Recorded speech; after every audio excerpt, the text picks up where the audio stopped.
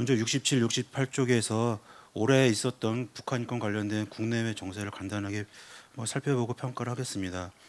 먼저 북한 내부 주민의 인권과 관련해서는 이제 반동사상문화 배격법, 청년교양법에 이어서 올해 평양 문화보호법을 제정을 했습니다. 그래서 북한 주민들의 표현의 자유, 정보 접근권 침해가 심화된 걸로 평가가 되고요.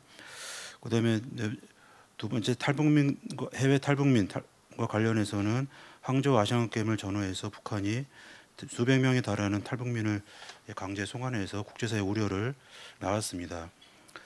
그다음에 한반도 분단으로 인한 고통과 관련된 이산가족 문제가 계속되고 있는데요.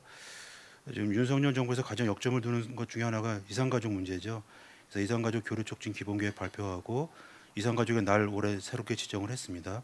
납북자 대책팀 신설, 납북자 대책위원회 또 11년 만에 개최되는 등의 여러 가지 역점을 의지를 가지고 하고 있는데 성과에 있어서는 역시 이제 남북 대화가 안 되다 보니까 한계를 드러내고 있습니다. 69페이지의 표를 보시면은 이산가족 등록자 중에 상봉 등록자 중에 2015년까지는 생존자가 더 많았습니다. 근데 2016년부터는 이게 역전돼서 사망자가 이제 더 많이 많아지게 되었고요. 2023년 10월 올해 현재로 보면은 생존자 4만 명, 사망자 9만 3천 명이고요. 생존자 사망 99명 중에 90세 이상, 그러니까 80세 이상이 전체의 65.7%에 달하고 있습니다.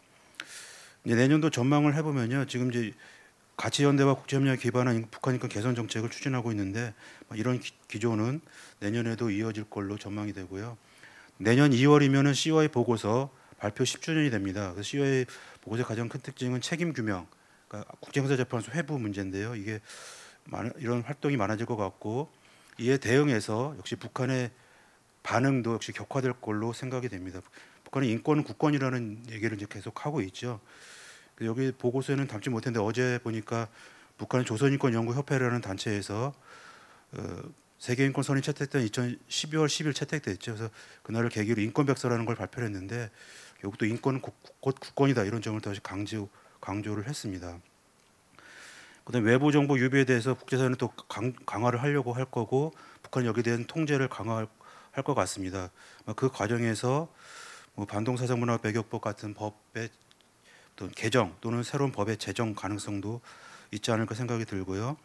또 헌법재판소에서 남북관계 발전에 관한 법률의 대북 전단 살포 위헌 결정을 내렸기 때문에 아마도 내년에는 그 접경 지역에서의 전단 살포와 관련돼서 접경 지역 주민들의 안전 보호 또 남북 평화권 또 평화 이런 거를 둘러싼 논쟁 같은 게 좀 많아지지 않을까 생각이 됩니다.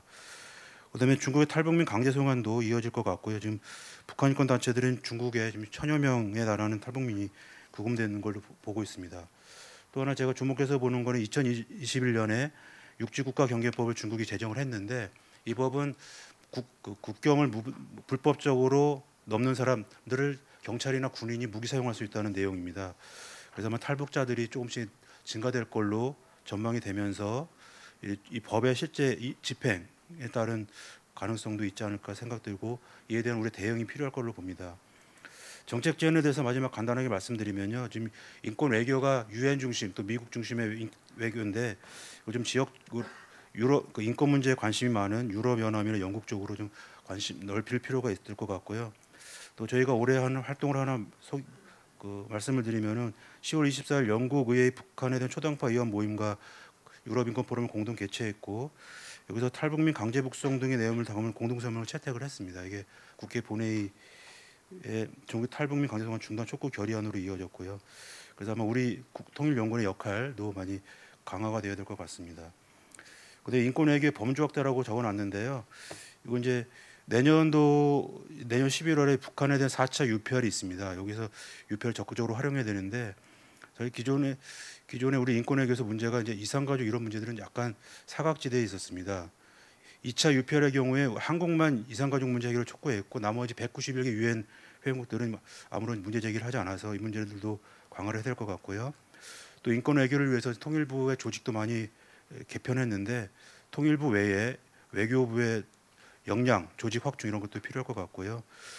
또 이제 골든타임을 향해 가는 이산가족 문제를 해결을 위한 남북 대화, 또 이제 기후 변화, 재난, 재해재난, 감염 등과 관련한 이런 공동 대응 이런 것들도 남북관계 정상화 함께 추진해야 되지 않을 과제로 생각이 됩니다. 이상 마치겠습니다.